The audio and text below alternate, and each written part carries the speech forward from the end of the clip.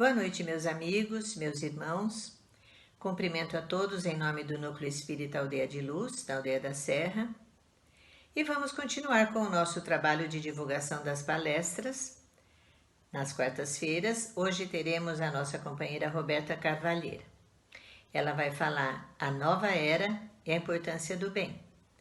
Assunto bastante interessante também. Vamos então envolvê-la em muito carinho, muito amor e vamos ouvir o que ela tem para nos dizer nesta noite. Que Jesus esteja presente sempre em nossos corações. Fiquem todos com Deus.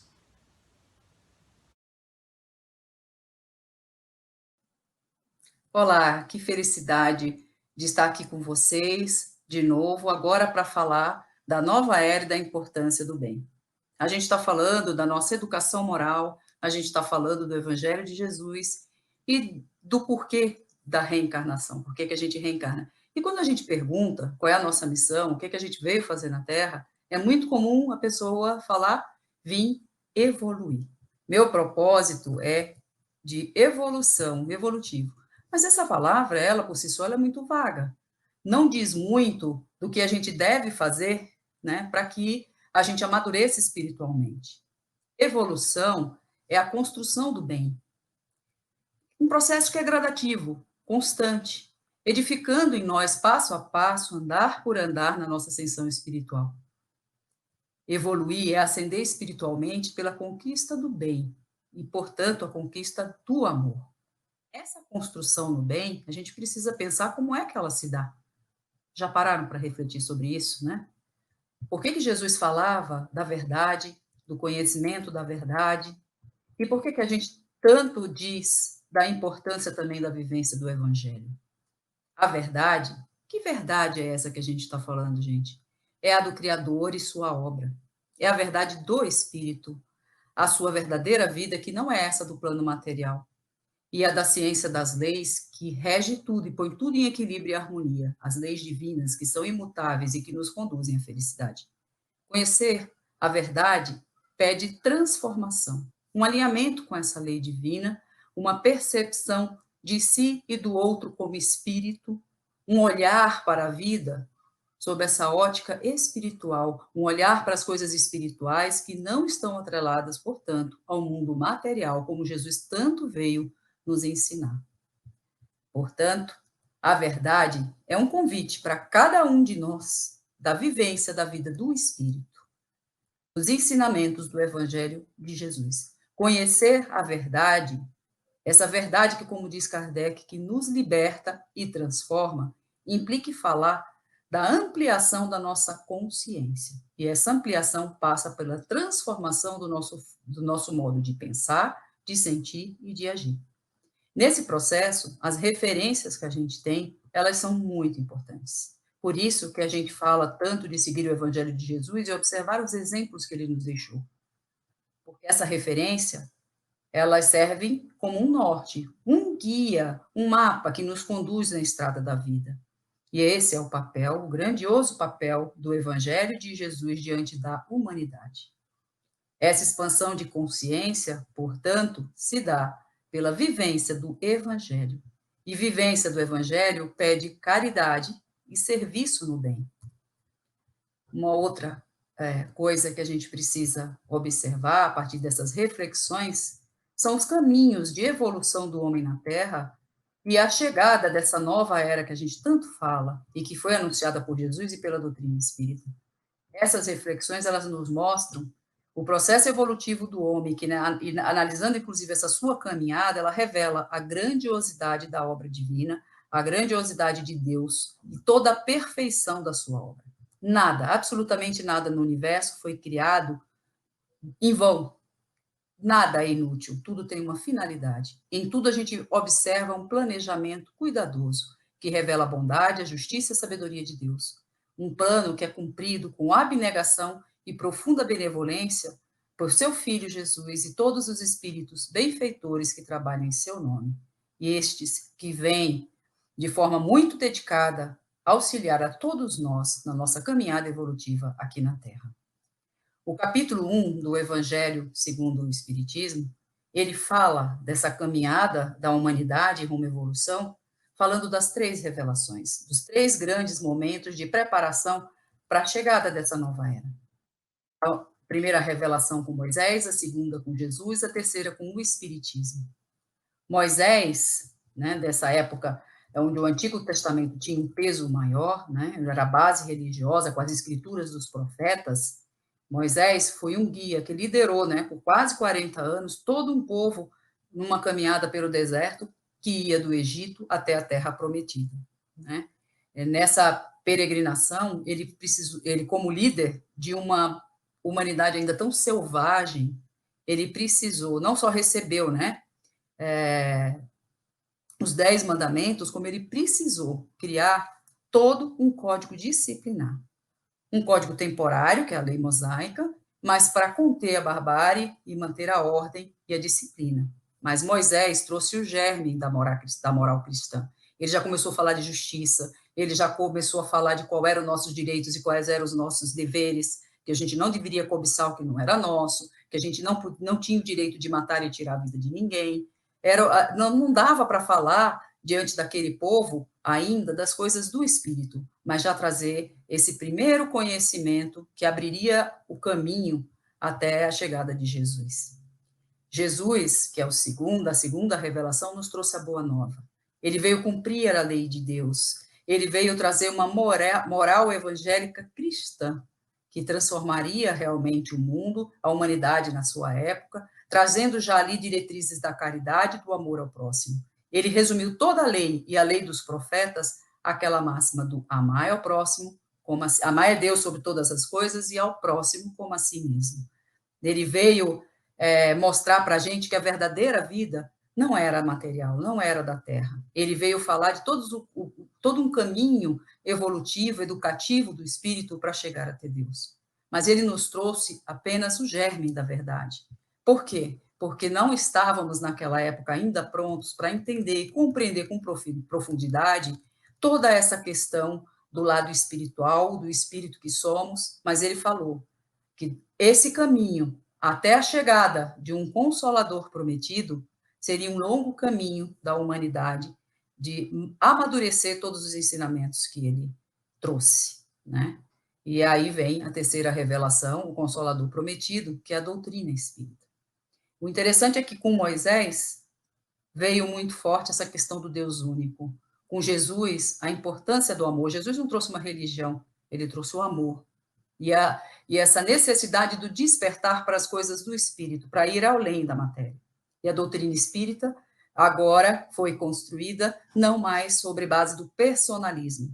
Não precisa, uma boa nova não precisa vir todo um legado e um conhecimento personificado, né, como aconteceu na época de Moisés e de Jesus, mas agora trazido por espíritos em diversas partes da Terra, através da mediunidade, e muito bem codificado por Allan Kardec, né? A doutrina espírita veio revelar a existência da natureza do mundo espiritual e suas relações com o mundo corporal.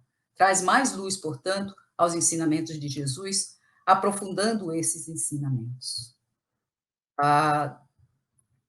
O espiritismo, ele não é contraditório, não fala nada contra o que Jesus trouxe, muito pelo contrário, ele explica de uma forma mais clara o que Jesus precisou falar de uma forma simbólica, alegórica, para facilitar a compreensão da época. Jesus fez tal qual a gente faz com a criança, quando a gente conta historinhas e fábulas para que a criança ela consiga entender, perceber o universo adulto e se preparar para assumir responsabilidade tal qual se exige de um adulto. A mesma coisa foi Jesus, ele nos falou por parábolas, trouxe uma linguagem categórica para já despertar na gente o verdadeiro significado da vida.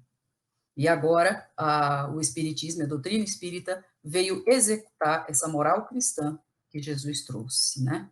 Com o Espiritismo, a humanidade volta-se para a necessidade da aliança, inclusive, da ciência com a religião. Mostra o quanto essas duas vertentes são alavancas para a inteligência, para que a gente se desenvolva intelectual e moralmente, né? Elas duas precisam andar juntas. E a gente vê isso acontecer no mundo hoje, não é verdade?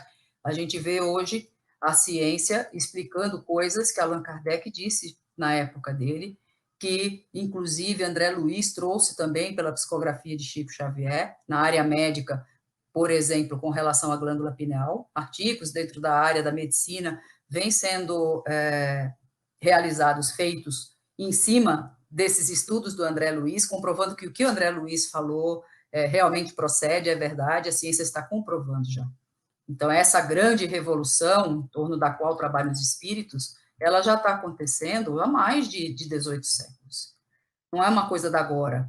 É o que a gente está mostrando com essa caminhada toda evolutiva, que é passo a passo que a gente vai construindo até chegar no momento que a gente vive hoje, de transição. E que esses momentos de construção nosso, educativo, ele é contínuo, né? E é um processo lento, devagar, e a gente vai caminhando. Quanto tempo de Jesus para cá até a gente realmente ter condição de fazer uma mudança maior a ponto de deixar de ser planeta de expiação e prova para passar a ser um planeta de regeneração? O que a gente precisa entender é o que representa esse momento de mudança, de transição, né? E qual é o convite que é feito para cada um de nós? Porque, com certeza, cada um de nós tem um compromisso, pode dar a sua contribuição dentro desse processo, né?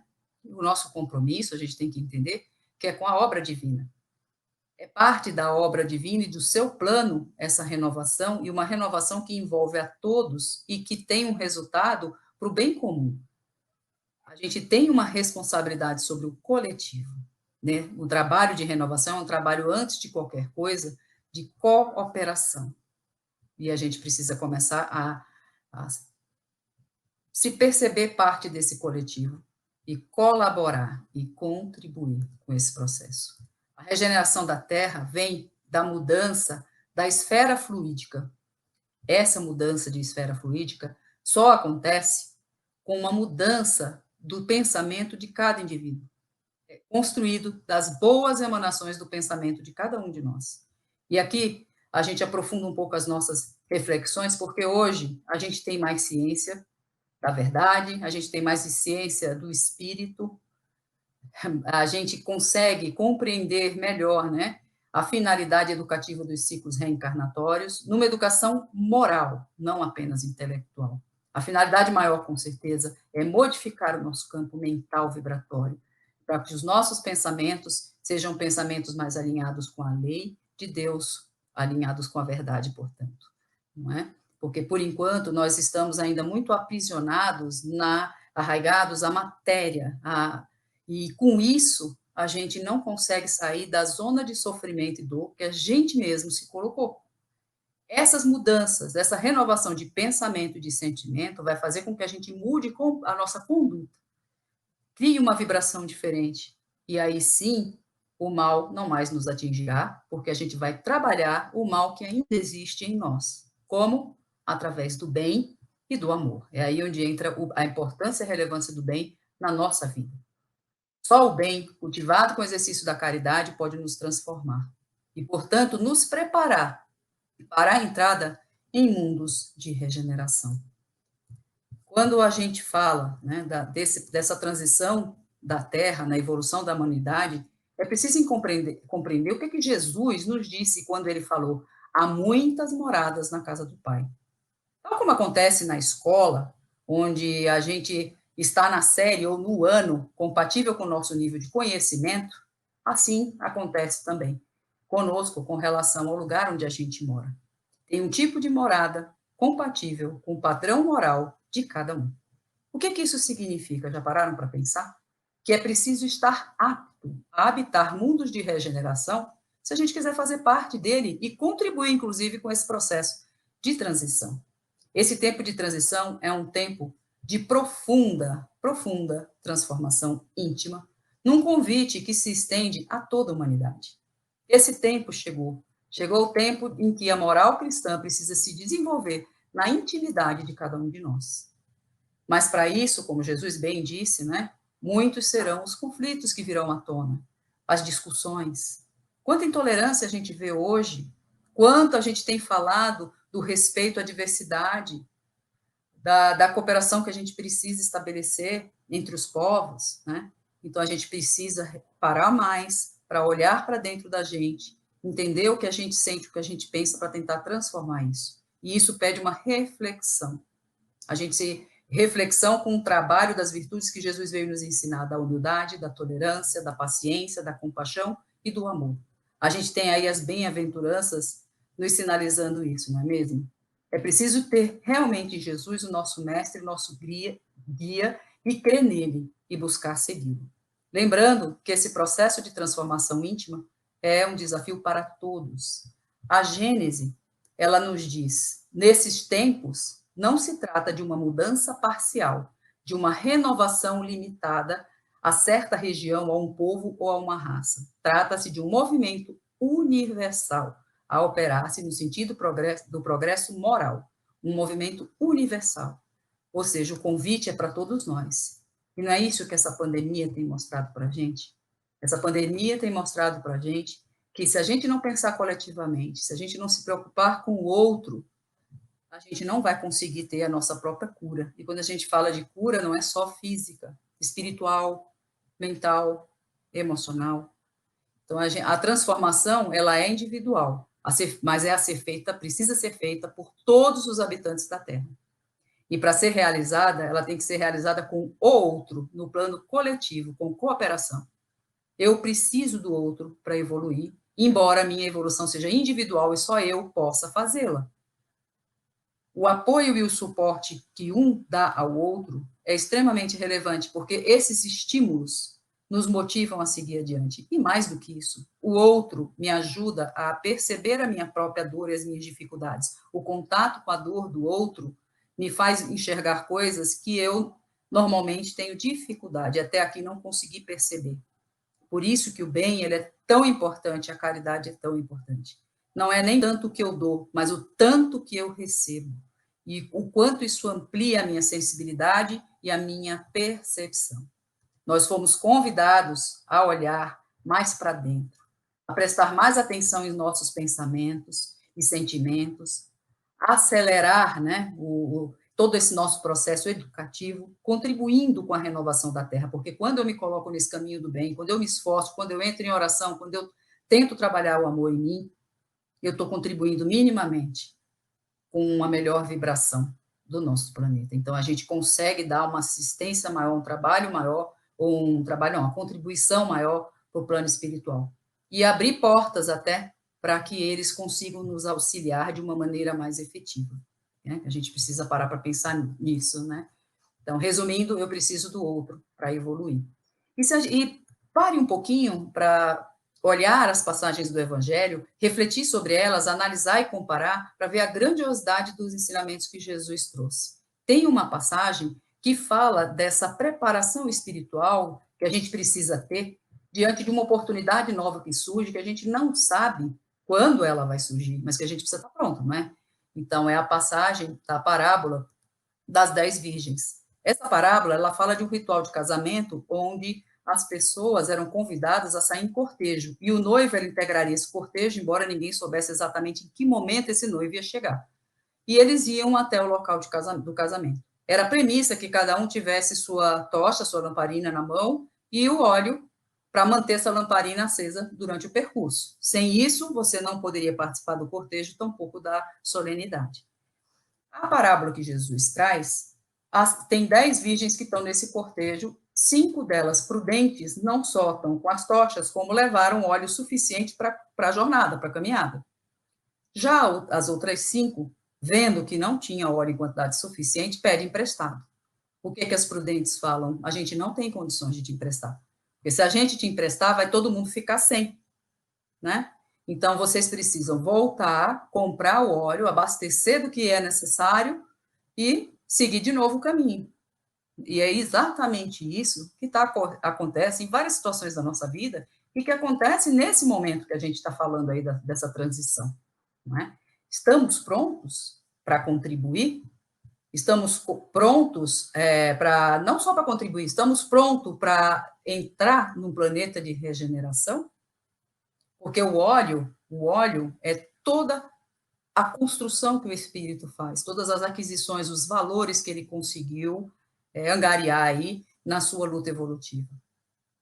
Eu já tenho o mínimo suficiente para que o bem fale mais alto, e que eu combata o mal que há em mim, né? Então, são reflexões que a gente precisa fazer. Senão, eu preciso continuar essa minha caminhada, mesmo que ainda no planeta de expiações e prova, para, aí sim, quando eu tiver abastecido o suficiente, manter a minha lamparina acesa, é fazer a centelha divina reluzir.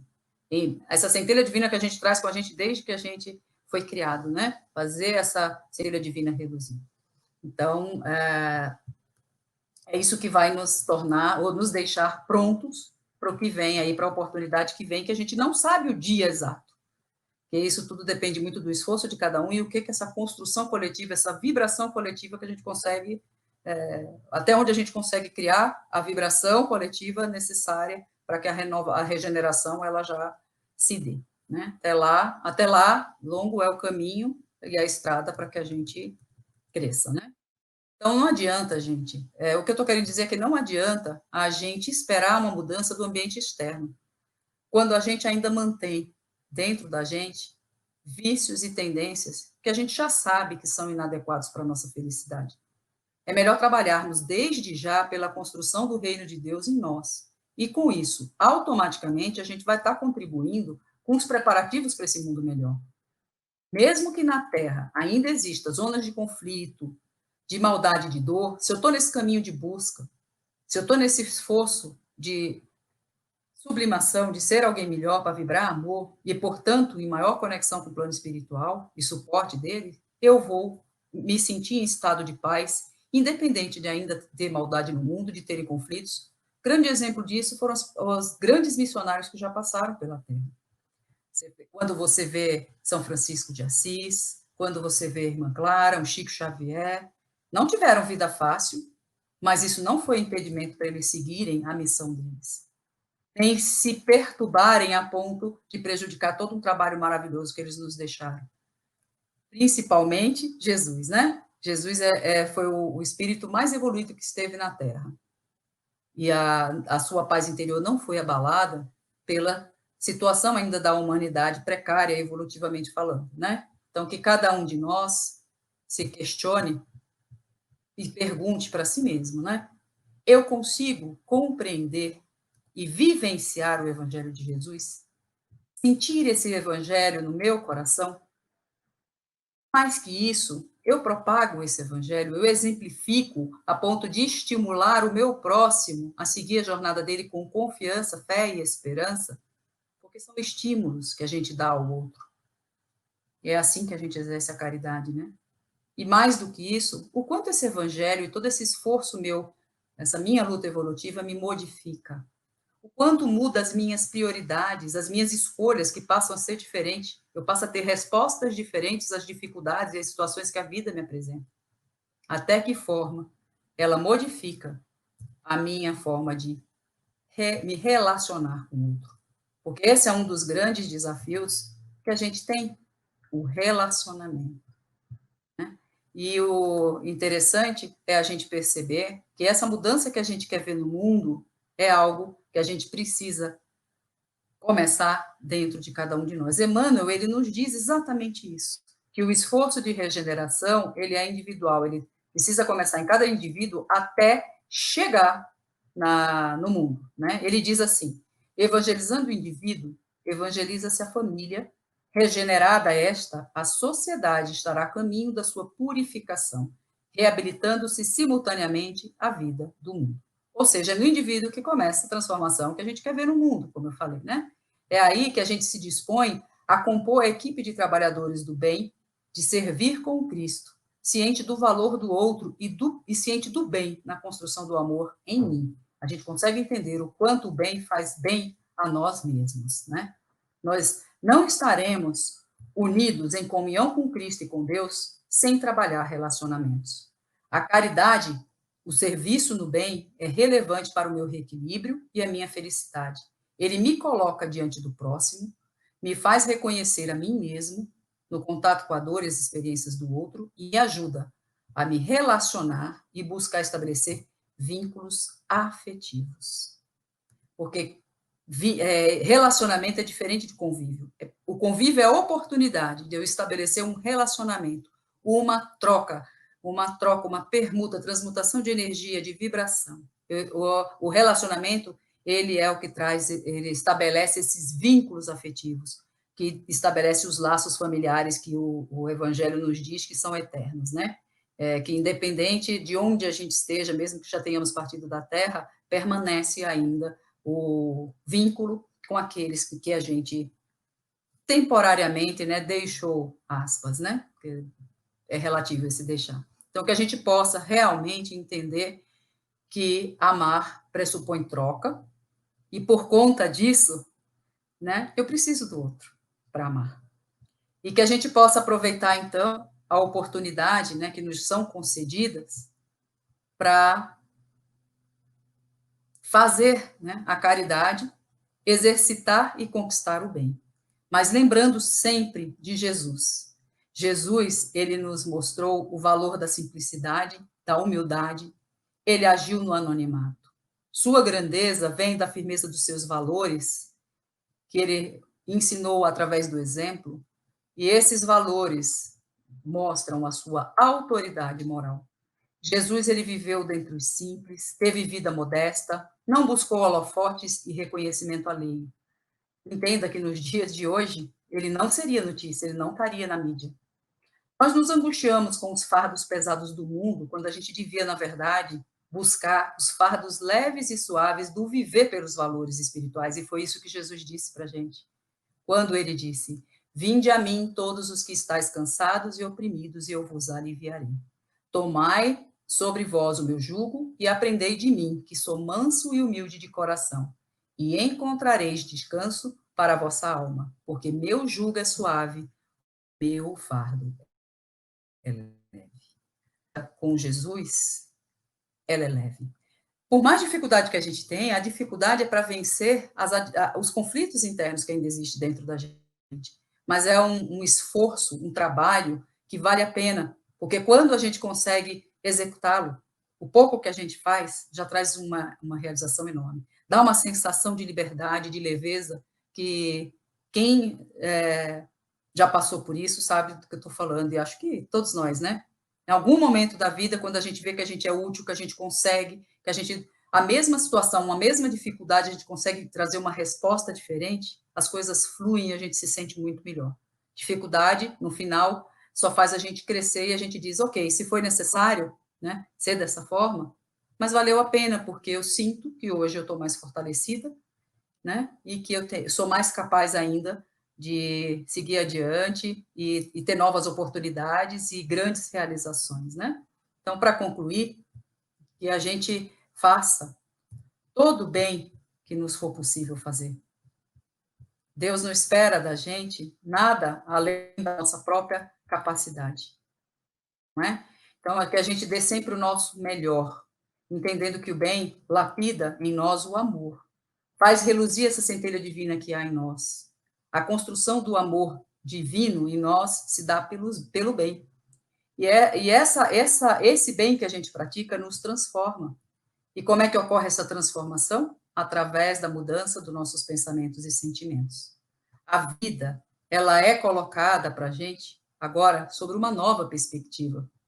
Nós nos conduzimos diante dela, de nós mesmos, do outro e de Deus, de uma forma muito mais harmônica, com equilíbrio, com serenidade e sabedoria. Esse é o caminho para a cura de todos os males, para a conquista da felicidade. Porque só o amor cura, só o amor edifica, só o amor nos conecta a Deus. Que Jesus abençoe a todos e a gente faz a prece. Pai de infinita bondade, que o teu amor abençoe cada um de nós, que seja levado aos nossos familiares, que a luz do teu amor entre nos nossos lares, trazendo harmonia, criando uma esfera propícia ao entendimento, à troca amorosa, baseada sempre no respeito e no carinho, na compaixão por cada um. Que no lar sejam trabalhados os relacionamentos, para que cada um de nós fortaleça vínculos de afetividade e aprenda também a lidar e a trabalhar relacionamento com o próximo, com o outro, fora do seio familiar. Abençoa com a tua luz toda a humanidade agasalha a cada um que se encontra no hospital, nas ruas, em sofrimento, levando fé, levando esperança e a certeza de dias melhores, porque fomos criados para ser felizes. Assim seja, Senhor, graças a Deus. E muito obrigada a cada um pela atenção.